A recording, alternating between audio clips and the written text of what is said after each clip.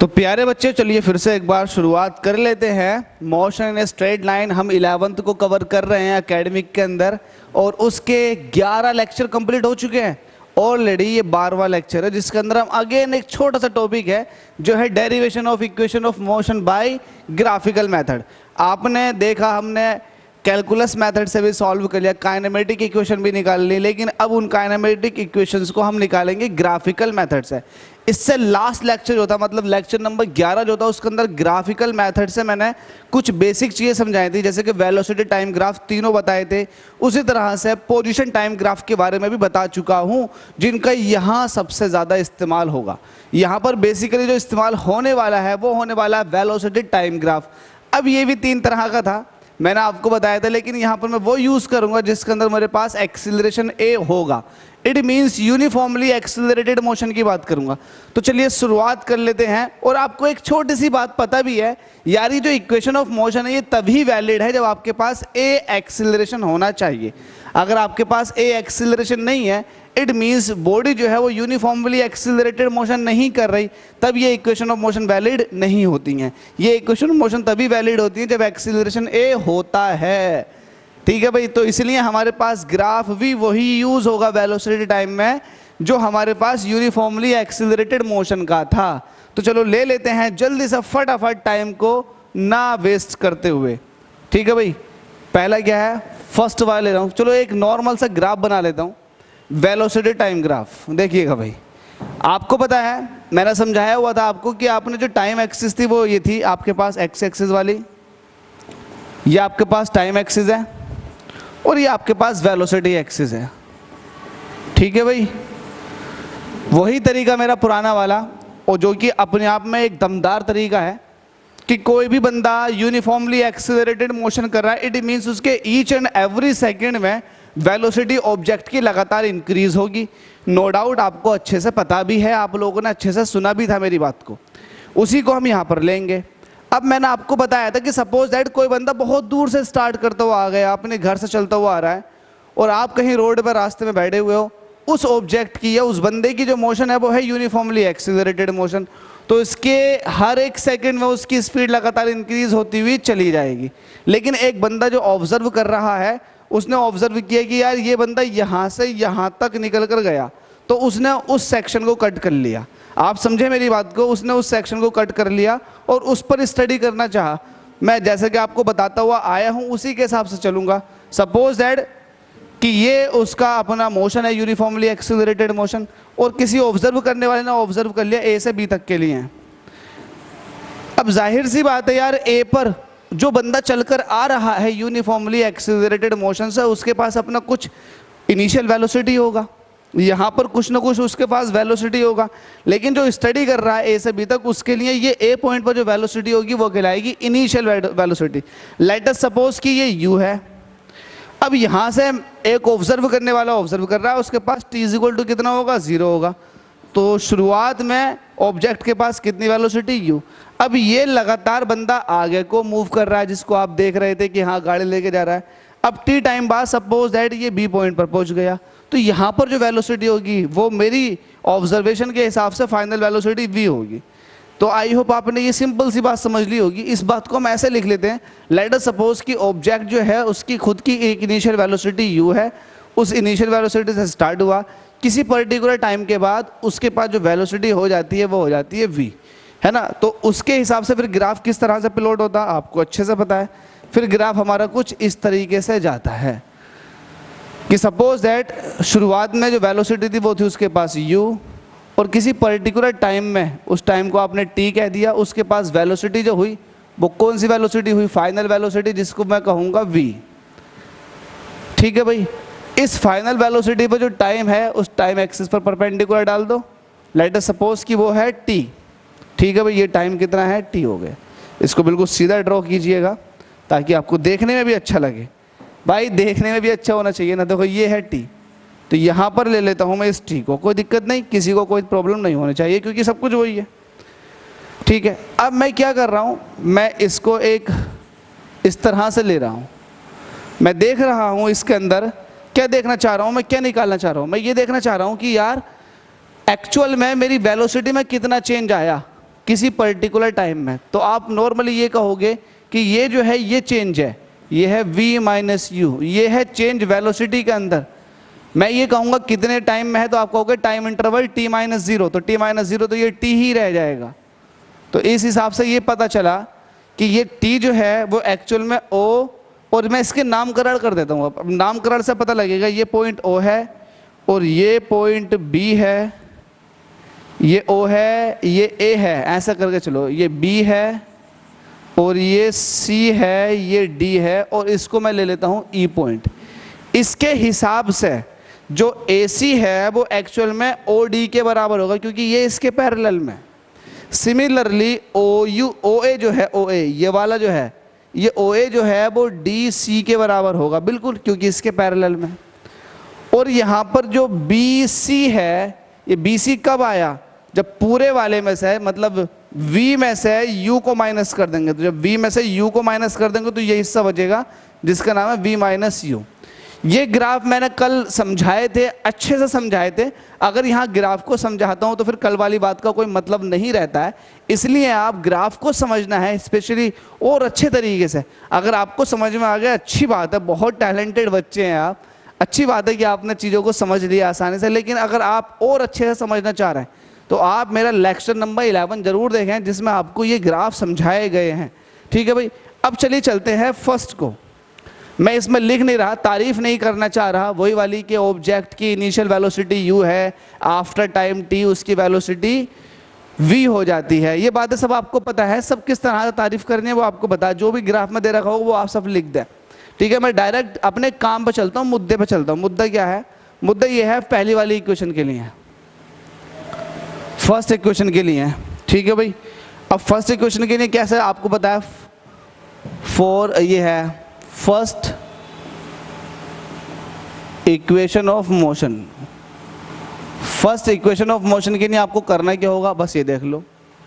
First equation of motion के लिए आपको पता है, फर्स्ट इक्वेशन ऑफ मोशन जो आती है हमेशा वो डेफिनेशन ऑफ एक्सीलरेशन से आती है। तो आपको पता है इसमें एक्सीलरेशन हमने किस तरह से निकाला था, बड़ा शानदार तरीके से आपको पता है कि यूनिफॉर्मली एक्सीलरेटेड मोशन में जो स्लोप होती है ना, स्लोप, वो एक्चुअल में एक्सीलरेशन को बता करके जाती है। ये मैंने कल बताया था। तो इसकी आप स्लोप कैलकुलेट करो तो आप क्या कहोगे, आप कहोगे स्लोप ऑफ द ग्राफ, आप कहोगे slope of the graph. I think ये कलर नहीं दिख रहा होगा, ये ले लेते हैं, स्लोप ऑफ द ग्राफ। बताओ इस ग्राफ की स्लोप क्या होगी? आई थिंक आपको दिख रहा होगा स्लोप क्या होगी। स्लोप होता है परपेंडिकुलर अपॉन बेस, जिसको आप tan थीटा कहते हो, और स्लोप जो होती है वो एक्सीलरेशन को रिप्रेजेंट करती है। तो स्लोप यहाँ पर क्या होगी, यहाँ पर हो जाएगी BC परपेंडिकुलर BC, और बेस, बेस क्या है आपके पास AC। ठीक है भाई, अब वैल्यू पुट करो। BC क्या है आपके पास, BC है V माइनस U, और AC कितना आपके पास, A से C तक ये है आपके पास T। By the way slope of the graph जो होती है वो एक्सीलरेशन होता है किसके लिए, यूनिफॉर्मली एक्सीलरेटेड मोशन के लिए।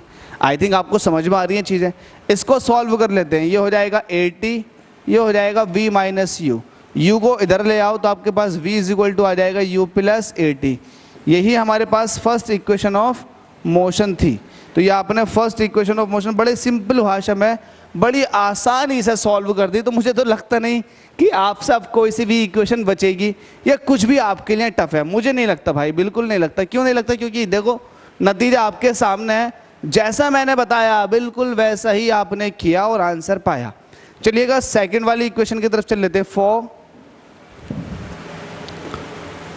For second equation of motion, graphical method से निकालना है, वो आपको अच्छे से पता है ना। ग्राफ की तारीफ नहीं करूंगा कि इनिशियल वेलोसिटी u है, फाइनल वेलोसिटी v है, ऐसा करने में टाइम t लगा है, ये तारीफें नहीं करूंगा मैं ग्राफ की।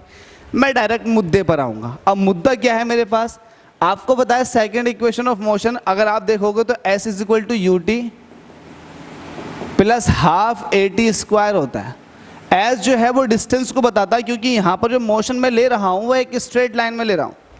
तो ये जो मोशन है यूनिफॉर्मली एक्सेलरेटेड मोशन, ये एक स्ट्रेट लाइन में हो रही है, ये आप समझ करके चलें अच्छे से। अब मेरी बात समझो, मैंने आपको कल बताया था ग्राफ के अंदर कि जो एरिया अंडर द ग्राफ होता है या फिर एरिया अंडर द कर्व जो होता है ना, वो एक्चुअल में रिप्रेजेंट करता है डिस्टेंस को। वीटी पर खास करके यूनिफॉर्मली एक्सेलरेटेड मोशन में मैंने तो, हालांकि यूनिफॉर्मली एक्सेलरेटेड मोशन ले लो या यूनिफॉर्म मोशन ले लो, आपको बस ये ध्यान रखना एरिया अंडर द ग्राफ जो होता है वो रिप्रेजेंट करता है डिस्टेंस को। किसको बाबू? डिस्टेंस को। तो यहाँ पर जो मेरे पास ग्राफ है वो है ए बी, इसके नीचे का जो एरिया होगा वो पूरा का पूरा यहाँ तक होगा, टाइम एक्सिस को टच कर रहा होगा, मतलब ये पूरा का पूरा एरिया है जिसको मैं हैच कर रहा हूँ, ये पूरा का पूरा एरिया है।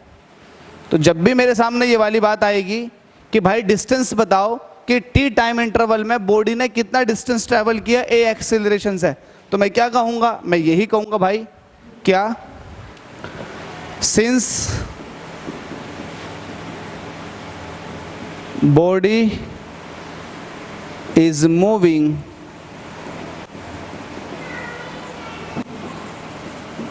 along a straight line, body जो है वो कहाँ मूव कर रही है? स्ट्रेट लाइन पर चल रही है, ठीक है। तो फिर मैं उसका क्या निकालूंगा? 100 distance covered by the body in time interval या फिर इन टाइम टी टाइम में बॉडी ने कितना डिस्टेंस ट्रेवल किया, इस चीज़ को बताना है। इस चीज़ को बताने के लिए साइलेंट कर देता हूँ, फ़ोन आ रहा भाई। क्या? So the distance covered by the body in time T time में बॉडी ने कितना डिस्टेंस ट्रेवल किया, उस चीज़ को बताने के लिए आप एरिया अंडर द ग्राफ निकालते हो। अगर यहाँ बात करोगे ग्राफ के अंदर जो एरिया निकल कर आएगा, अब देखो ये एक ट्रैपेजियम था, मैंने कल आपको बताया था, ये क्या है? ट्रैपेजियम। तो मैं ये कह दूंगा कि area of the trapezium equal लगा के कह दूंगा एरिया ऑफ द ट्रैपेजियम।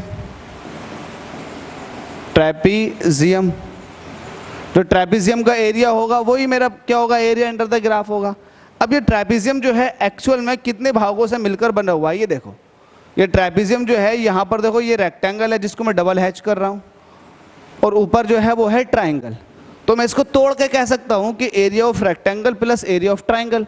आप कहोगे शाबाश गुरुजी कह सकते हैं, तो मैं कह देता हूँ इसको एरिया ऑफ रेक्टेंगल। अब रेक्टेंगल का भी नाम दिखाना। रेक्टेंगल का नाम क्या है? रेक्टेंगल का नाम देखो OACDO, तो OACDO, OACDO, ये तो आपके पास रेक्टेंगल हो गया। दूसरा आपके पास ट्राइंगल है, ऊपर वाला ट्राइंगल क्या है? ABC। ट्राइंगल क्या हो जाएगा? ट्राइंगल या एरिया ऑफ ट्राइंगल, यहाँ को लिखो एरिया ऑफ ट्राइंगल। ट्राइंगल कौन सा? ABC, ठीक है। इन दोनों के एरिया ले लो और उनको सम कर लो, आपके पास आंसर। जरा बताओ फटाफट। एरिया ऑफ रेक्टेंगल क्या होता? लंबाई गुणा चौड़ाई। लंबाई की चौड़ाई से मल्टीप्लाई कर दो, रेक्टेंगल का एरिया मिल जाएगा। तो आपके पास लंबाई कितनी? कोई सी भी ले लो। AO जो बराबर है वो DC के बराबर है ना, पैरेलल साइड है, किसी को भी ले लो। आप कह दोगे OA, ये हो जाएगी आपके पास चौड़ाई, और लंबाई जो हो जाएगी वो हो जाएगी OD। तो आप कह दोगे AO इंटू, या एक काम करो, आप कंफ्यूज हो जाओगे, छोड़ो मत लिखो यार ये AO पे हो, आप डायरेक्ट बात करो, है ना, एक जवां मर्द की तरह। जवां मर्द की तरह कैसे बात करोगे? आपको बताया कि लंबाई जो है, ये लंबाई है U, ये भी U है, ये भी U है, तो लंबाई है U, और बेस पर टाइम जो है वो है T, 0 से T तक, तो ये है T। तो लंबाई की चौड़ाई से मल्टीप्लाई करोगे तो U की मल्टीप्लाई करोगे किसके साथ? T के साथ, तो ये हो जाएगा U इंटू T। तो आपके पास ये आया U इंटू T प्लस, अब ट्राइंगल का एरिया निकालूंगा तो ट्राइंगल का एरिया होता है 1/2 बेस इंटू हाइट, तो 1/2 बेस। बेस पर देखो क्या है? बेस पे देखोगे तो ये T है, इसकी वैल्यू T है, तो बेस पे जो है वो T है, और हाइट पे क्या है? V minus U। तो आप कह दोगे बेस पर है T, base into height, height पर है V minus U। I think आपको ये वाली बात समझ में आ गई, क्योंकि आपके लिए एक शर्त है। शर्त ये है कि हर इक्वेशन ऑफ मोशन के अंदर A आना जरूरी है, क्योंकि यूनिफॉर्मली एक्सेलरेटेड मोशन को तो सिर्फ A ही बताएगा, तो A आना जरूरी है। इसीलिए इसके अंदर भी मुझे A लाना लाजमी है। तो आपको पता है फर्स्ट इक्वेशन ऑफ मोशन से क्या? V माइनस U जो होता है वो होता है AT के बराबर, ठीक है, ये आप जानते हैं। क्या v minus u is equal to 80? किसी बच्चों को ये समझ में नहीं आए तो मैं कहूँगा भाई ये आएगा तो यू को इधर को ले जाओ, v माइनस यू, ये 80 के बराबर आ जाएगा। तो आप कहोगे क्या यार सर बच्चों वाली बात अभी करनी शुरू कर देते हैं। तो यार करें क्यों ना, हर तरह के माइंड सेट का बच्चा यहाँ पर है, तो सबके लिए उसके हिसाब की बात करनी पड़ती है। तो अब आपको करना क्या होगा, यू टी तो ऐसे रहेगा, प्लस हाफ भी ऐसे रहेगा, ये टी भी ऐसे रहेगा। v माइनस यू की जगह आप कर दोगे 80। जब आप इसको मिला करके लिखोगे तो ये आ जाएगा you t plus half a t square. Actual में ये है, ये क्या है, distance covered by the body in time T. और यहाँ पर कह दो s, इसको कह दो से। हमने मान लिया कि वो डिस्टेंस कितनी है, s है, तो ये हो चुका आपके पास s is equal to u t plus half a t square. तो क्या मेरे बच्चों, मेरे बालकों, अरे मेरी बेटियाँ और मेरे बेटों, क्या ये आपके लिए टफ है? तो जवाब है नहीं, बिल्कुल टफ नहीं है, इजी है और आप लोग कर भी लोगे। तो मैं इस पर ट्रिपल स्टार बना देता हूँ क्योंकि आपने ये चीज़ समझ ली। फिर भी किसी बुद्धिजीवी को समझ में नहीं आए तो उस प्राणी से मैं यही कहना चाहूँगा कि भाई प्राणी तू कमेंट कर ले, कमेंट बॉक्स में, हो सकता है मैं तेरी बात का जवाब देकर तेरा सॉल्यूशन कर दूँ। अब मेरे पास आता है थर्ड इक्वेशन ऑफ मोशन, और थर्ड इक्वेशन ऑफ मोशन आपको बड़े शानदार तरीके से बता चुका हूँ क्या होता है, v minus u is equal to 2as। तो यहाँ पर लिख दूंगा थर्ड इक्वेशन ऑफ मोशन। अगर थर्ड इक्वेशन ऑफ मोशन देखोगे तो भाई by the definition of distance वहाँ भी आपको डिस्टेंस निकालनी होती है, क्योंकि आपके पास v square minus u square is equal to 2as होता है। वो रिलेशन जो होता है वो एक्चुअल में वेलोसिटी और डिस्टेंस के बीच रिलेशन होता है। फर्स्ट वाला जो होता है वो होता है वेलोसिटी टाइम के बीच में रिलेशन, सेकंड वाला जो होता है वो होता है डिस्टेंस और टाइम के बीच में, और थर्ड वाला जो होता है वो अगेन वेलोसिटी और डिस्टेंस का होता है, वेलोसिटी और डिस्टेंस का। तो यहाँ पर वेलोसिटी डिस्टेंस इक्वेशन है एक तरह से, वेलोसिटी डिस्टेंस इक्वेशन। इससे पहला वाला जो था, अगर आप देखोगे सेकंड इक्वेशन, तो ये है डिस्टेंस टाइम इक्वेशन, और पहला वाला जो है इसको हम कहते हैं वेलोसिटी टाइम इक्वेशन। तो ये तीनों इक्वेशन को इस तरह से ही पूछ सकता है, नो डाउट आप जानते हो यार सब कुछ। तो जब भी आपको डिस्टेंस मिल जाए तो डिस्टेंस तो तभी निकल सकती है भाई जब एरिया अंडर द कर्व निकालोगे। तो इसके लिए भी क्या करोगे, distance covered by the body in time T. बताओ टाइम टी में कितने डिस्टेंस बॉडी ने ट्रेवल की है? तो आप कहोगे वही क्या, एरिया अंडर द, या एरिया ऑफ ट्रेपेजियम अंडर भूल जाओ, एरिया ऑफ ट्रेपेजियम। अब ये ट्रेपेजियम है कौन सा भाई, ये ट्रेपेजियम ही तो है। ये ट्रेपेजियम है पूरा हैचिंग वाला पार्ट, ट्राइंगल को और रेक्टेंगल को लेकर ये पूरा हैचिंग वाला पार्ट जो है ये ट्रेपेजियम है, क्योंकि दो साइड है, पैरेलल है। ट्रेपेजियम की यही पहचान होती है कि दो साइडें क्या होती हैं, पैरेलल होती है। तो ट्रेपेजियम का नाम क्या, OABDO है ना, क्या OABDO मैं कह सकता हूँ, OABDO, ये ट्रेपेजियम है। तो ट्रेपेजियम का एरिया कैसे निकालते हो, 1/2 sum of parallel side, sum of parallel side. देखो ये इसके पैरेलल है बड़ी वाली के, तो मैं इनको एक अलग कलर से ले लेता हूँ, कलर है मेरे पास ब्लू, इससे पहचान रखिएगा। तो एक तो साइड ये है और एक साइड हो गई ये, तो ये दोनों ही साइडें जो है एक दूसरे के पैरेलल है, इन दोनों का सम करो। अब ये तो u है पूरी की पूरी, यहाँ से लेकर यहाँ तक ये u है, और ये पूरी जो है नीचे से लेकर ऊपर तक ये है v, क्योंकि फाइनल वेलोसिटी थी b पॉइंट पर। तो आप इसको देखोगे तो सम करोगे इसका, तो ये हो जाएगा v प्लस यू। तो आपने कर दिया सम ऑफ पैरेलल साइड मतलब v plus you into height. Height का काम कौन कर रहा, ये तो हो गई दोनों पैरेलल साइड, और हाइट का काम करेगा ये। तो ये जो है ये एक्चुअल में ये कितनी है, यहाँ से यहाँ तक ये है t के बराबर। तो ये आप यहाँ लिख दोगे t, खत्म, एक लाइन में आपने खत्म कर दिया। चूंकि ये आपके पास जितनी भी इक्वेशंस निकल कर आती हैं इसमें a का होना बहुत ज़रूरी है, इसलिए आपको t को तोड़ना पड़ेगा। सिंस यू नो दैट, अब आप क्या जानते हो, आप ये जानते हो कि भाई a जो होता है वो v minus you upon T होता है। जब यहाँ से t की वैल्यू निकालोगे तो ये हो जाएगा v minus you upon a। तो इसको यहाँ पुट कर दो, आपके पास क्या निकल कर आएगा, हाफ v प्लस यू, और ये निकल के क्या आ रहा, ये आ रहा है distance covered by the body in time t, जिसको आपने s कह रखा। तो ये s है, ठीक है, टी की वैल्यू कितनी है यहाँ से रखो v माइनस यू अपॉन ए। अगर आप देखोगे तो डिफरेंस ऑफ टू स्क्वायर है, एक बार ऐड हो रहा है और एक बार सब्ट्रैक्ट हो रहा है, तो इसको आप कह सकते हो 1/2a अलग, इसको कह सकते हो v square minus u square. ये डिवाइड वाला इधर मल्टीप्लाई में आ जाएगा तो ये आ जाएगा 2as और इधर आ जाएगा v square minus u square. तो v square minus u square is equal to होता है 2as। आई होप आपकी ये वाली बात समझ में आ गई होगी। आप इसको ओ आर और ये कह सकते हो क्या, v square minus u square is equal to 2as। क्या आपने ये इक्वेशन नहीं पढ़ रखी है?